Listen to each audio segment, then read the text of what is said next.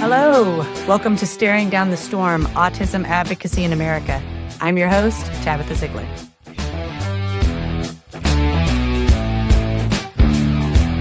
And we're back. Okay, see, I said I was ready. Now I don't remember what we were. That's okay. That's not important. Because we can just jump to another subject now. Oh, I get, no, what I was going to say was, I can't tell you how much I've changed from having my son to now. And it's a daily evolution in some respects. And I think it's important for all the moms, parents out there to, not only are you allowed to feel your emotions, but goodness, you're allowed to reflect and go, okay, maybe that wasn't, the way I want to do this. How can I do it moving forward? Or reach out to something. We have enough to do. We have enough guilt for different things. Mm-hmm. So let yourself go through these phases of motherhood, I guess, without, being too hard on yourself, if that's a thing. Yeah. Well, also, for the ones that are in the very rural communities like mine, don't hide your children. There's nothing wrong with the children. There's nothing wrong with you. There are other people out there like you. And just thumb through these different episodes. We're going to be putting comments down in the sections, like all these things that we're talking about. There are going to be resources there. So if you are one of these moms or dads, wherever, let's say your town has 5 houses and your child is the only one that has autism. If you have the ability, because I understand sometimes resources are tight. I understand that. Maybe you cannot drive to Indy to do the different things. There are other resources virtually, and more are popping up every day. Yes. And we're going to be doing a deep dive into as many resources as we possibly can get our hands on, so that hopefully there will be something near you or virtually that you can partake in to make your life a little easier. Yeah, that's a great point. The virtual stuff is popping up every day. Mm-hmm. And so when I wasn't even in a rural community and I felt completely alone.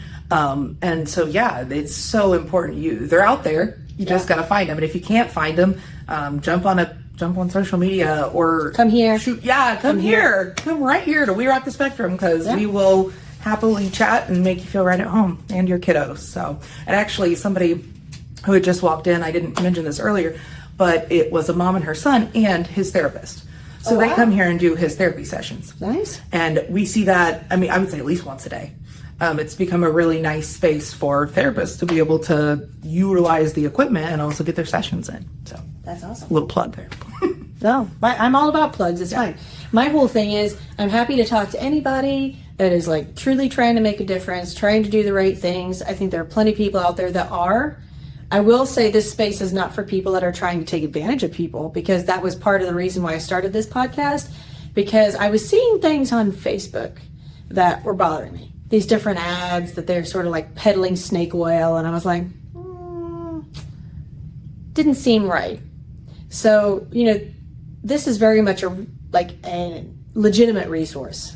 I'm not ever going to put anything on here, or any person, any business, or anything on here that would be detrimental or trying to take your money or whatever. Like, there are places obviously that cost money, and that's fine.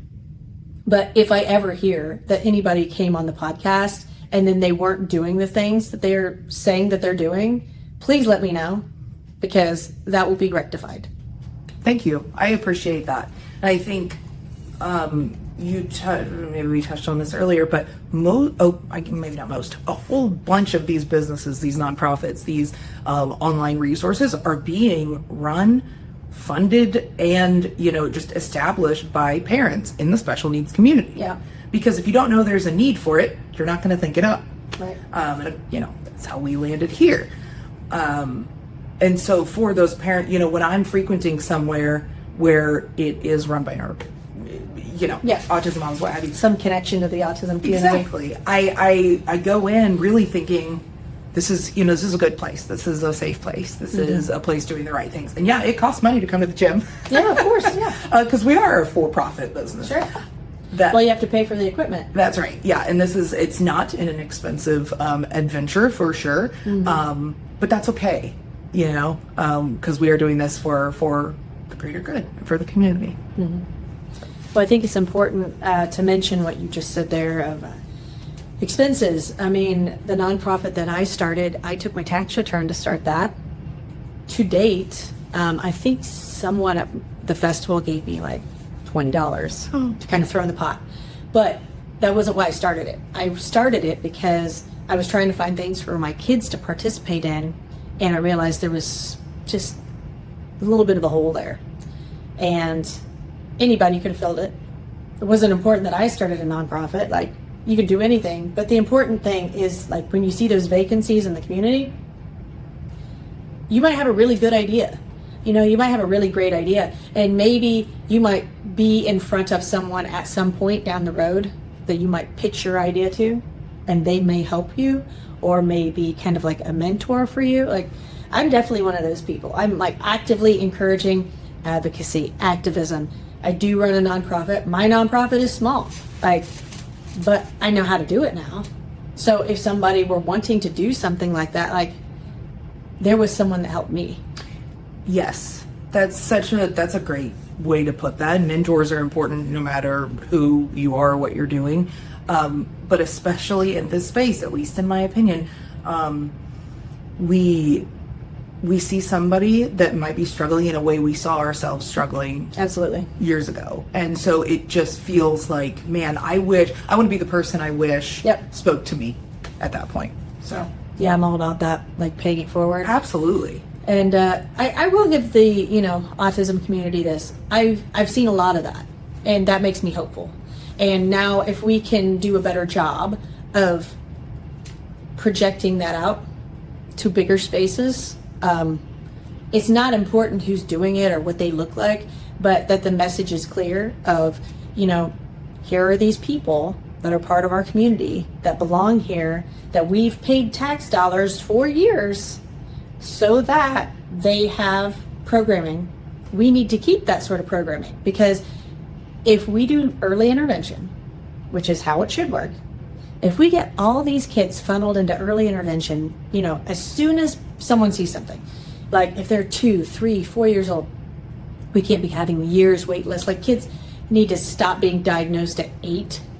Right. If we're going to spend our money somewhere, if the goal is to have them to be, engaging and active members of society, maybe they might not hold a job. Who knows what that may look like?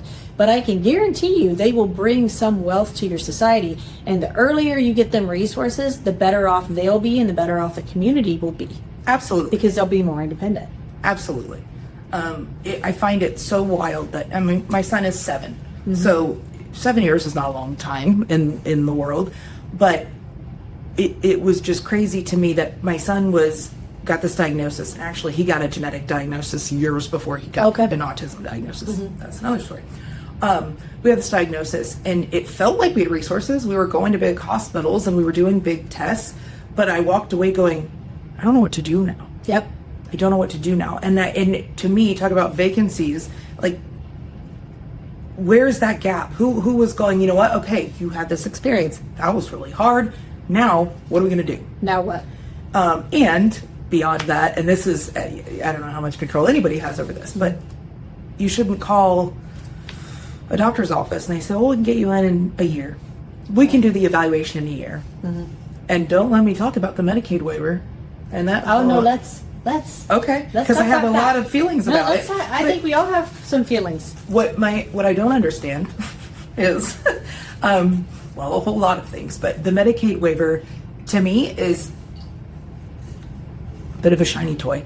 Mm-hmm. In some ways, because to me it's the ticket to get Medicaid to help your children medically. Not to say we don't utilize our waiver money and all of that stuff, but it seems to me like that's where we get pushed. As soon as there's a diagnosis, we'll have you apply for the Medicaid waiver, and you better apply right away. Yeah. Now you have a 3-year wait. Mm-hmm. I will never understand. I would love for someone to truly explain to me what is happening in those 3 years, because I know on my end what's happening is my son was 3. He aged out of first steps. Mm-hmm. Now, what am I going to do for services? Yep. Okay, he can go developmental preschool. It's 20 minutes of speech a week. Work, is that sufficient? Absolutely not. Mm-hmm. So, to me, I would love to see either first steps extended or that wait list, that bridge gapped, because I see so many kids ages 3 to 6, give or take, that are not receiving what they need. Because I remember one month we paid for my son's therapy out of pocket and it was $680. And like A week. yeah, like we can't, this is not a sustainable thing. And so we had to reshuffle things, but there are just, it's like the resources are there. I will not ever understand. It's a big rabbit hole. I will never understand the timing gap there. And I'm sure that there is a reason, whether I agree with it or not, or something like that. But then bringing that kind of full circle to the resources that exist for the community, like the Medicaid waiver funds and that kind of thing. If the people in charge of those are not using them appropriately, then the people in charge of those are going to go, why are we doing this? Why are we funding this? It's like, well, there's a reason. Trust me. Well, that's the approach. I'm a curious person and I like to read. Okay, tell me, Let's say please. that. I don't have all the answers, but what I will say is this. I have reached out to my local rep. It was received well. Oh, good. I was thankful about that. I also spoke to my kids' school, and we are going to schedule a meeting so that, the rep can come through, get a better look. I will say, he's a teacher, so that is already a bonus. Oh, yeah. He was familiar with autism, bonus. I gave him a couple books that I thought were valuable, bonus, because he was like receptive of that. Wonderful. Said that, I said, hey, you like to read? And he's like, yeah. I was like, great. He said, hey, sometimes I maybe do more audiobooks. I was like, yep, these are in audiobook version too, but here's your copy. Those of us that are curious and read and are in positions where I don't know how much influence I have, but like if we start to have a little bit of influence, even if it seems small, like utilize that, capitalize on it, and put your face in front of people. Oh, yeah. So that they cannot look away and be like, hey, look, here's this problem. I don't have all the answers. Here's what I know, and I'm willing to be a resource for you. So that's basically what I said. I was like, look, if you don't already have somebody, anything that's autism related that you wish to know about, call me. I don't care if you call me, text me, email me. It could be 2:00 in the morning. I will get back to you. If I don't know, I'm going to get you somebody that knows, so that you become their little de facto resource. Yeah. And make sure that if you say you're going to do this, that you're available to do this. Oh, absolutely. Right? Like, I think all of that's sort of rolled up into like advocacy and activism, but very much an American pastime of if you say you're going to do it. Yes. I'm very much like a doer. I hold a feet to the fire sort of person. And it's not just for my kids. And I think that's what's important here is like, I see the longevity in this. Even though my life was hard and I struggled, like I want to reach back and help other people. If more of us are reaching back and helping other people and seeing the significance of like, right, like, your son is 7, my older one is 5. We remember what it was like when they were 2. Oh, yeah. Like, but we now have this experience of these type of things because I also am a parent board member for First Steps. So interesting. Nice. Okay. That you mentioned that. Interesting. Because, when you run into different people, conversations can be had. Who knows where that will go? We don't know. That's true, but it doesn't hurt to initiate a conversation. But if we put ourselves out there in a way that's sort of like a mom army and like, listen, we know things. We know people. We're happy to help. We will be that de facto person, put us in fast dial, number 4 on your phone after the grandparents and the mom or what have you, like call us, we will answer, we will be there. Yep. Because we care that much and we want things to change. If every rep and every congressman and governors and what have you, not just in Indiana, every state, if these people were either reaching out and or receptive to these parents, right, that all of them had someone they could quick dial, right, think of the possibilities. I mean, amazing right? to think about. Because I mean, all of us, like, we all have a different level of expertise. Absolutely. If you ever had a flight attendant question, you may be like, I remember when Tabitha, like, I remember when she told me this thing, you know, like, all of that lifelong information, whether you're a doctor or a researcher, like, whatever, like, we all have an expertise. Yep. And we don't have to be number one. Like, we could be like the 50th best at something, but maybe the place of 50 is better than knowing nothing. 100%. It's a great point, and I get the impression too, you probably grew up like I did, where if you know a carpenter, you call them when you have a carpenter question. If you know, I was in the veterinary industry for 15 years. That was my... And now I know, thank God. Yeah, exactly. And I'm never upset when somebody asks me a dog or a cat question. If I don't have time, I say, honestly, I don't have time right now. Or you'll say, call this person. Exactly. But yes, I think that's hugely important. And it seeps into the autism community as well. It doesn't just stop at a profession or a career, like you're saying. Yeah. Everybody has that like level of knowledge or expertise. Yeah. Yeah. Well, I mean, it would not be useful, would it? Like, let me think about it like this. If you're opening a new restaurant, right? There's a lot of staff that you need. You need kitchen help. You need, front of the house help. Bartenders, servers, like all these different positions. I'm probably not gonna hire someone as a bartender that has never tended a bar. Right. Nor would I be inclined to hire someone for back of the house that's never worked in a kitchen. Right. So you see my point though. Oh yeah. There's to extrapolate on that point, I think there's something to be said for experience. I don't have a degree in social work or autism or anything related to it, but boy, do I have a lot of experience as a mom, and have I studied it more than a lot of things in my life. I think there's something to be said for that. Yeah.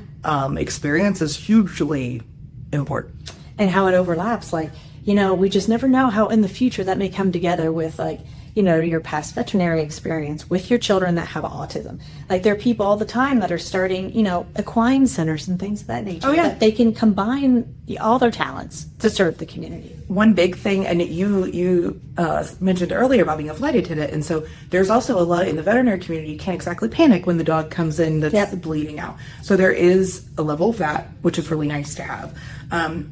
But also having a non-speaking son, you spend a lot of time around animals, you pick up on all kinds of nonverbal cues. You have to.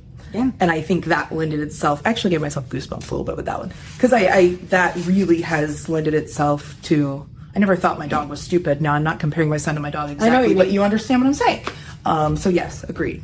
Well, because I grew up on a farm, and whenever I was a kid, we raised German Shepherds, and always had German Shepherd puppies around and things like that. Oh. And when I would get upset at my parents, I would go out and talk to the dogs. Like, so I was having a therapy session with the dogs that didn't talk. Right. Think about that. And now I have a child that doesn't really talk. Isn't that wild to think about? Yeah. And my son that doesn't really talk loves the animals probably more Really? than the other ones. So I think there's something there. There's something else, like vibrationally or, whatever, that maybe we can't explain per se, but we see it. To me, it's like there's a wavelength somewhere, and I don't want to get too crazy. That's all right. You said vibration, and then it made me think, but I know. I thought I should label it as like, I'm going to go a little hippy dippy, but that's okay. I mean, that's where my brain then went. But it's you see these things in action, and so you can be an evidence-based scientist and also a little hippy dippy. That's how I feel anyway.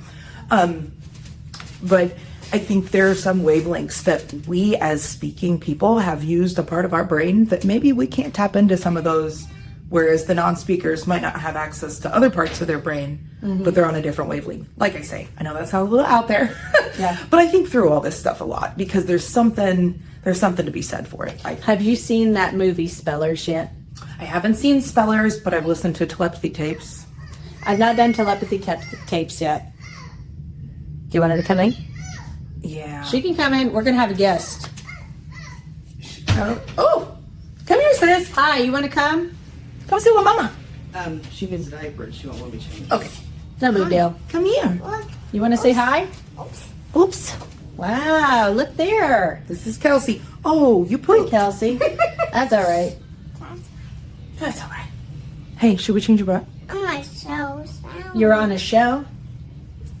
You got your microphone? I know. It's pretty cool, right? I was just so tonight. You're on the show? You're doing a concert? Okay. You're gonna sing? Okay. Thinking about it. You stink. All right, we'll take a bathroom break and then we'll come back, guys, all right?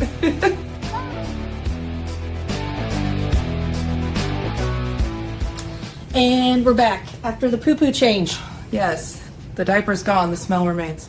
Yeah, that's normal. Yeah, for sure. It's so interesting, diapers and autism, because a lot of people don't know that once your child is 3 years old, technically, a lot of insurance companies will cover the diapers. I'm not saying they'll cover like 100% of what you need for the month, but it is something nice that a lot of people don't know about, that is helpful. Not saying they're the best diapers in the world, but the amount of money that people spend on diapers, because a lot of these kids, they potty train later. Like it's just another helpful thing for people to know about. Yeah, that is a great thing to bring up, because my son's 7.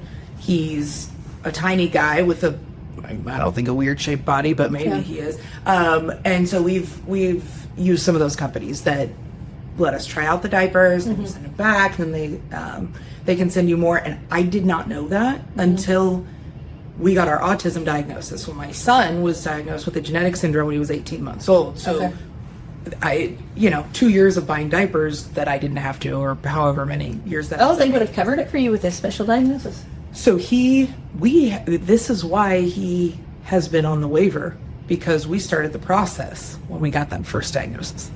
He didn't get an autism diagnosis till he was 5. Would you mind sharing what his diagnosis is? Oh, not at all. Yeah, actually, that's something I'd love to talk about. So if anyone's familiar with Noonan syndrome, that's what I tell people. It's not I've Noonan not. syndrome. Great. Not heard of it. The only reason I bring that up is that if you are familiar with Noonan syndrome, that it's just kind of easier to explain, because it's on the same pathway. I get a little nerdy when it comes to genetic stuff, and I know it's not everybody's. Well, I think it's important because, a lot of kids on the spectrum, they have multiple diagnoses. So we like to kind of break it down for people just so they do understand. Yeah. So he has what they define as a Noonan-like syndrome with loose anagen hair, and it is a mutation on the PPP1CB gene. Very specific. And even within that, there are variations. Okay. When he was diagnosed, I don't take me to the bank on this, but I believe there were 16 kids globally. Oh, wow. And I've actually, one of the moms I connected with is in Holland. She was one of the ones I connected with the most, actually. How did you find her? Facebook. Was there a group specifically for this? There were a couple of advocates, but I can say this has changed so much. So this would have been 6 years ago, 2018, 2019. Okay. And I had to do some digging to find these moms in these groups. There's so many more groups now. Yeah. And so much more genetic testing happening. And I don't know where people land on that, but what I can say from my perspective is we don't do anything on our day-to-day different for Corbin because of his genetic syndrome. Yeah. But what we do is screen for things that we know are associated with these issues. So, and actually, great full circle story, because when he was born, one of the things that Noonan syndrome kiddos have a lot of the times is multiple heart defects, but also pulmonary stenosis. So just they have to have some heart things. So when he was born, we went through this whole list of stuff, like systemically, how could this affect him? Let's do pre-screen, screen all of this. And I know not everybody's on board with that either, but I just wanted to do anything and everything I possibly could. So you knew when he was, when he came out, or how did you find out Sorry, about? I did say when he was born. That's not what I No, meant. that's okay. I'm just trying to just clarifying because, I wasn't sure if it was something that you knew about in utero that you could plan for, if you just were smacked with it right when he was born. In retrospect, there were a lot of, and I'll give some examples. There were a lot of, well, this is, lots of people have this. It's probably not an issue. Lots of people have this. Corbin had a 2-vessel cord. Lots of kids have 2-vessel cords in utero. I had polyhydramnios, so I had crazy amount of excessive amniotic fluid that I carried around. Lots of moms have that.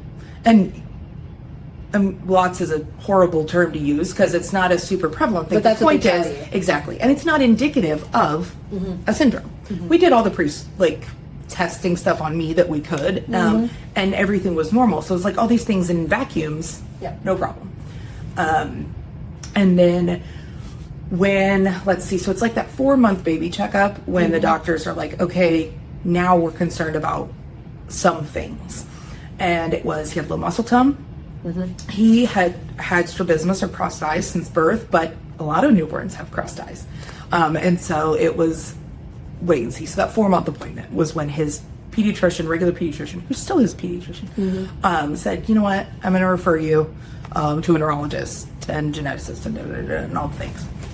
So it was from there. So that journey started about 4 months, as did his first steps journey. And so we started seeing an ophthalmologist. And so we slowly were gaining traction, just narrowing in on how to help him best. And from an ophthalmology standpoint, he had his first eye surgery at 8 months old. Oh, he wow. actually had his first surgery at 10 weeks old. Wow. The dude, the first 2 years of his life. And what surgery was that? So he had an inguinal hernia, Okay. which was created by a retained testicle. Can you explain to people what that is? Yes. And it's so, I see this in the dog world like a lot. Yeah. But what we would notice when Corby got really, really upset, he was crying, and he would have to have his diaper off to see it. So it was a very specific time, and there would be like a bulge in his like groin area. And it was probably like golf ball size, but not a whole golf ball, but you could see like a protrusion, I guess. And I'm like, man, that really seems to bother him, but he's squishy and he's a baby. My husband noticed if we like hold it calms him down. And I'm like, wait a minute, dogs have this. No, we knew he had a retained testicle. We didn't know that it was causing him any issues, essentially. And when we found out, okay, this is painful for him, poor guy, we went to Riley, and they did a surgery where they sewed up the hernia portion of it, pulled his testicle down, and tacked it to a screw. And there it will stay. And that seems easy enough. It was terrifying for me. But I'm just saying, yes. you know, as far as surgeries and things of that, Yes. that seems fairly straightforward. Yep. Chance to cut, chance to cure. So that was, I guess that was probably another thing, because since then, and in retrospect, it's like now when I'm in these mom groups, oh, everybody had polyhydramnios. Oh, lots of 2-vessel cords. All these things that they don't tell, or they didn't know. I don't want to say somebody didn't tell me something, but Sure. So many Corbin rabbit holes to go down there too. So after all kinds of surgeries and things, it must have been about that time we started genetic testing, and there are all these different levels. You probably know those too. Even more so now than there were 5-6 years ago. The worst part is when we did it first, it was only a blood draw, and they had to take blood from Corby's tiny little veins. It was awful. Awful. But we did the first one, didn't show anything. Went a little deeper. Funny enough, he and my husband have a deletion. It's inconsequential. It doesn't affect either of Yeah, them. but that is genetics. Yes, Yeah. exactly. You can trace it from a parent. Exactly. So, one step deeper, and we find his actual genetic mutation. It was de novo, did not come from either of us. So a spontaneous mutation, I guess, that would have occurred like embryo stage. And so once we got that diagnosis, And this would not have been something that you could have done anything about. There's nothing you could have known, Nothing. from something that would have happened so early on. yeah, no. And I did the thing that we all do, going, what did I do wrong? How, is this my fault? Whatever, did I eat something wrong? Did I take the wrong medication or whatever? So then I find out totally spontaneous mutation, nothing we could have done. Mind you, my husband has 4 neurotypical daughters from his first marriage. Oh, I didn't know that. Oh yeah, I have 4 stepdaughters. I married a man with 4 daughters. It's a whole... No, but I find it interesting, right? Like the genetic component to this. Yeah. Continue. Well, and it actually, to me, even gets more fascinating, because some of the things that I would have assumed in the girls came from their dad, came from their mom, but I see them in my kids. And so it's just, I love genetics. I really do. Yeah, I'm a little bit of a nerd when it comes to stuff like that too. Yeah. So all of that to say, we found out it was this Noonan-like syndrome. Very little research on it. Riley has fantastic support for genetic counseling and that kind of thing. Mm-hmm. So we met with a genetic counselor. She kind of explained everything. They did a little case study on Corbin and some of his attributes. But that was where then they said, okay, you need to go have an echocardiogram done because could be his heart. Mm-hmm. You need to go do all these things. Not because he was presenting that way. But that's another thing, from a therapy standpoint, talk about individualism.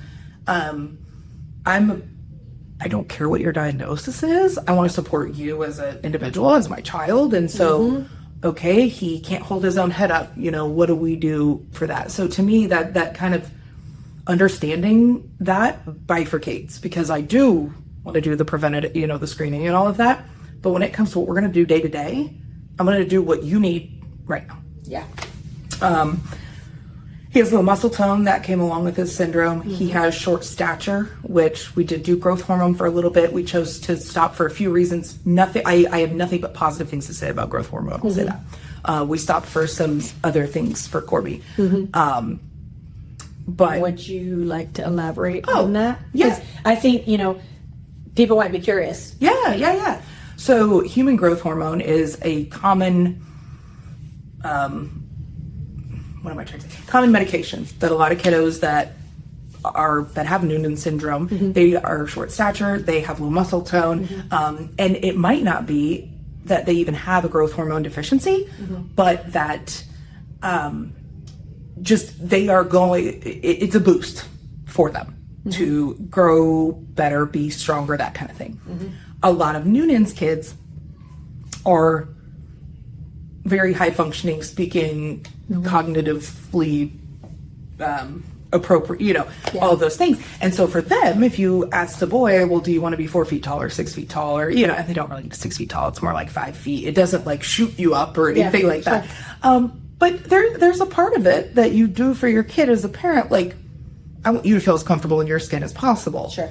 I saw 0 side effects, and I'm only saying that. I can speak to my personal experience because I have seen other things where people have said my child was aggressive or mm-hmm. it changed I saw no negative side effects. Mm-hmm.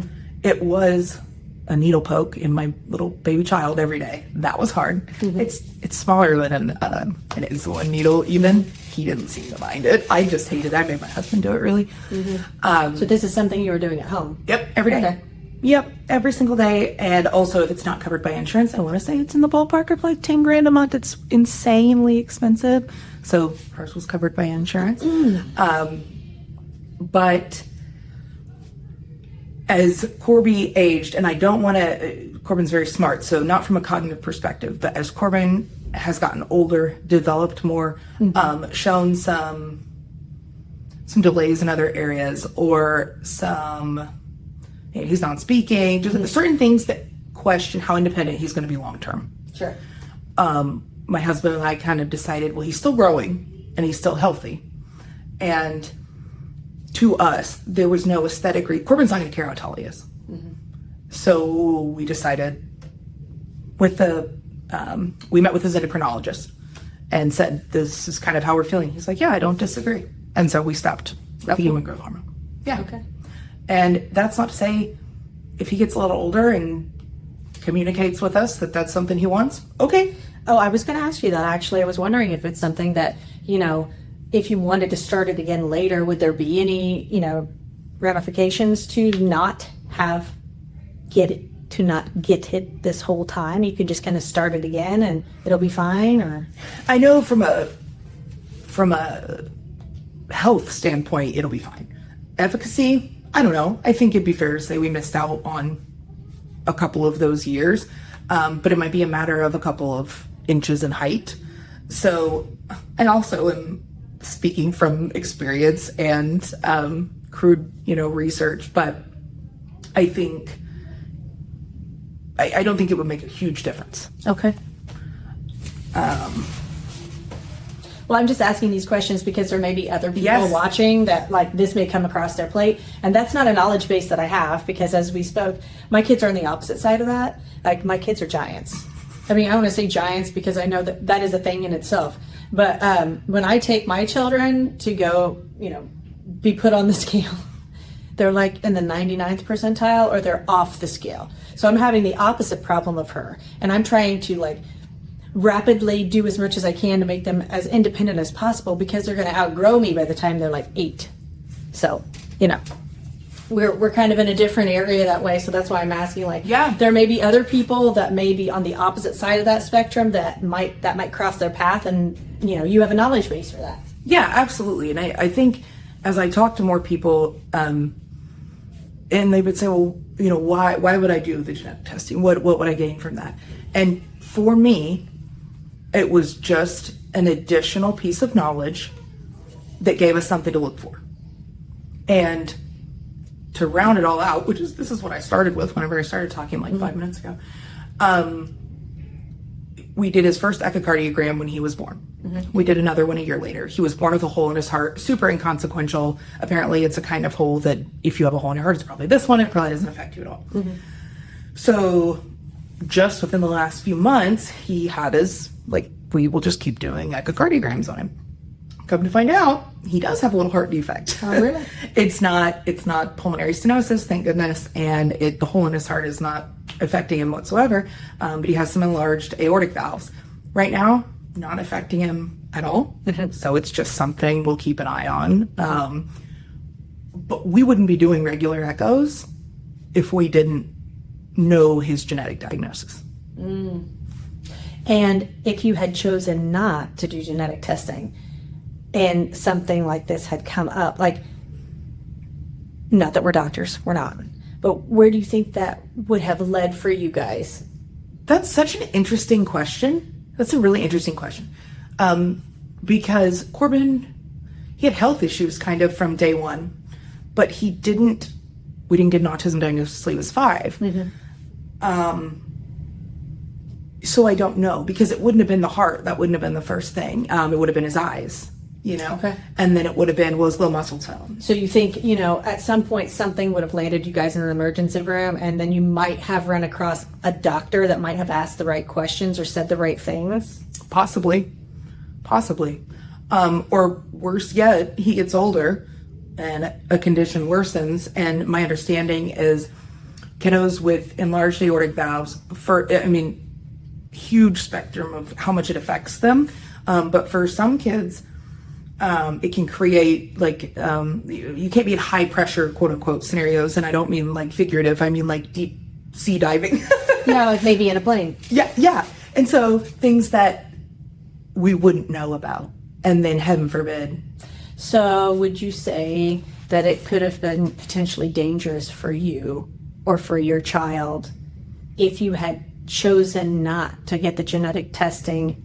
Do you think that a situation could have happened that then makes you thankful now that you did the genetic testing? I think you could argue that. I very much respect and know a lot of people that have chosen not to go that route. But I think in my specific case, there's something to be said. He's non-speaking. He can't tell me what hurts. At least not yet. Sure. So any information I can have about his little body, to me, is helping him in the long run. So then how do you feel now? Because I'm gathering from you, and tell me if I'm off here, I'm gathering from you the choice to make this genetic testing a priority and trusting the professionals that did it. That was impactful for you. And how would you feel? How would you feel if you weren't able to have said choices over your own family? Oh gosh. Oh no. I can't even. You know where I'm going with this. I'm following. No, I can't imagine that. Deeper. Well, I'm trying. Let's go deeper on this. I'm not the only one. I'm going to prod you a little bit because we've already talked about some other things. So let's talk about potential autism database using genetic information that was compiled from Medicaid and Medicare without, I know there's a lot of arguments being had right now about, the government already had your information on all these sorts of things. I don't necessarily think that is the conversation that we should be having right now. I think more so the conversation of consent should be the conversation that we're having right now. And you seem to be maybe like-minded in this way. We both have small children that have autism, that both of our families have participated in genetic testing. And it seems that both of our families are somewhere on the line of participating in some type of Medicaid or Medicare to some degree. Sure. I think I want to make sure I'm following here. But from a consent perspective, if I'm thinking about my son, I think I'm thinking of that maybe even differently than for myself, and or for my daughter even. I think it changes, but I don't know that it can change in a real sense. I think it probably needs to be more black and white. Well, just tell me what you're thinking, and that we can needle through this. Because I think lots of people have different opinions, and it's good to have the conversation. And if we don't have the conversation 100%. Of the moms, of the parents that would be directly affected, for the children that cannot speak for themselves, right? Like, we're not talking about the adults right now. Even though I technically am an adult with autism, so, if we're going to be shipping anybody off to a camp somewhere, I'm going. So, I have my own opinions about that, but right now we're just talking about the kids. So, we technically are in charge of these children. So from a status of parental control. Yeah, okay, yeah. This gets tricky. This gets real tricky, I think. Let's have these tricky questions answered. Yeah. So for me, I trust myself as an advocate for my son. I trust myself to make good decisions for him now and when he's 30. I trust myself to give him enough space to make decisions in a way that I can interject or intervene if I feel like there's an unsafe, if there's some reason that I would need to intervene. Mm-hmm. That said, excuse me, I want him to have as much autonomy as he can. And to me, him not speaking has almost nothing to do with that. He's slowly using his AAC device. And I only bring that up because I think the more resources we have for non-speaking kids, I think we're going to find that we're getting a lot more communication from them. Doesn't matter how it looks, doesn't matter what it is, we're going to get more. Mm-hmm. And in that moment, I would hope, okay, well, now they can consent. Now they can self-advocate. And that is the line that I'm not sure, because I know for certain there are parents that maybe shouldn't be in that position of adult neurodivergent kids, or maybe even neurodivergent, younger children. But I don't know how you make that decision. I totally think that from a rights perspective, they're individuals, they're humans. There's nothing different to me. So would you say that your opinion as a parent is essentially your role is to safeguard and be a buffer, if you will, until your child is of an age where he is able to consent, or that you are potentially waiting for science to advance in a way that maybe allows him some more options of consent in the future? I would argue that that's any role as a parent. But I would also say that yes, safeguard, but also support and guidance in a way that allows for him to be as independent and self-sufficient as he can be. So yeah, maybe safety is an issue, or maybe I know something that he doesn't know, and so I'm going to share it. But if I think of that for any kid and any parent, I think that's what we're all doing. I'm going to be here for you. I'm going to watch over you. And we're going to do this back and forth of who's the, the decider of my life, or, decider of the kid's life, until it's safe for them to be the decider of their life. Interesting point. So then, in theory, what would make our children any different from a consent perspective than other children that we need to have said database to single them out? I think veterinary background, I think it's a matter of herd health. And I think it also, and by herd health, I mean sometimes you treat the whole herd, but that doesn't mean everybody else is ill. Or my point being, you do something for the greater good of everyone. That's where I come from on that. And maybe if I have information that I can share with someone that's going to help somebody else, I'm going to share it.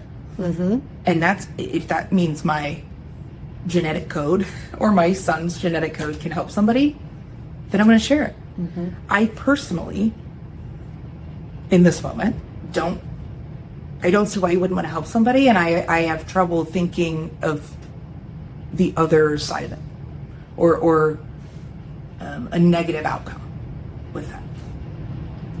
Interesting. Does that make sense? I think I'm following you. Okay. Well, I'm going to be very specific about why I'm asking these questions. Okay. There are comments all over the place about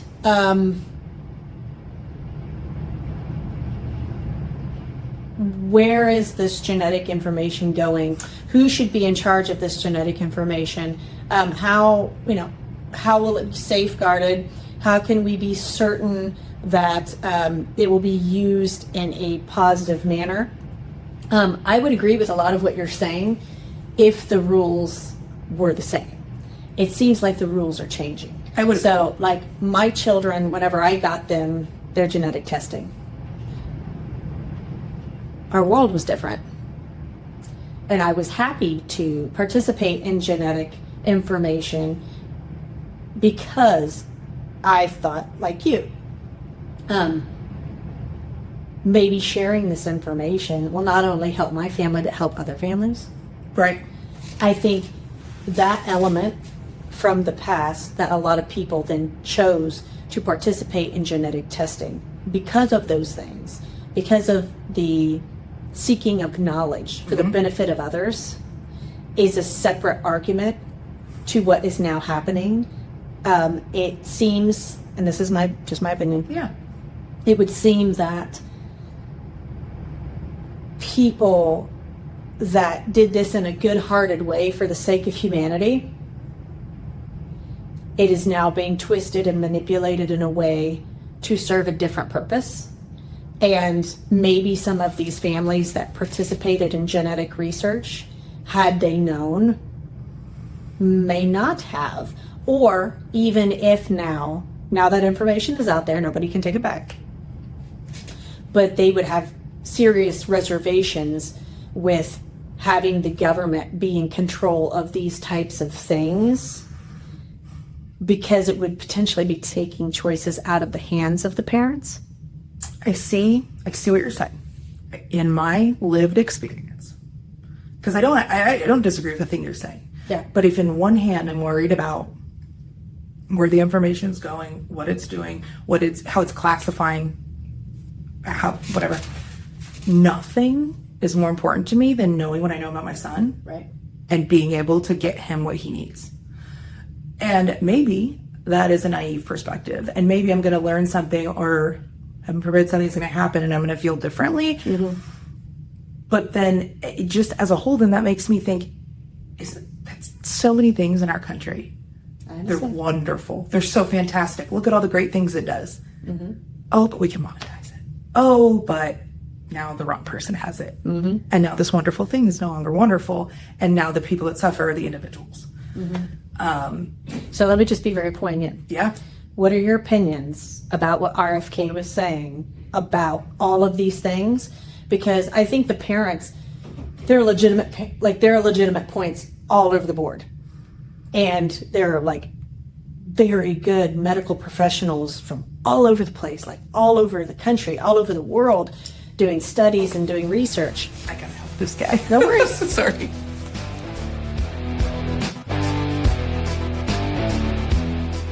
We are at a pivotal point in American history. We do not have the luxury to remain silent. Programs are disappearing every day. We hope that this podcast raises awareness and sparks a sense of advocacy in you. We all can make a difference. The important thing is to start. See you next time.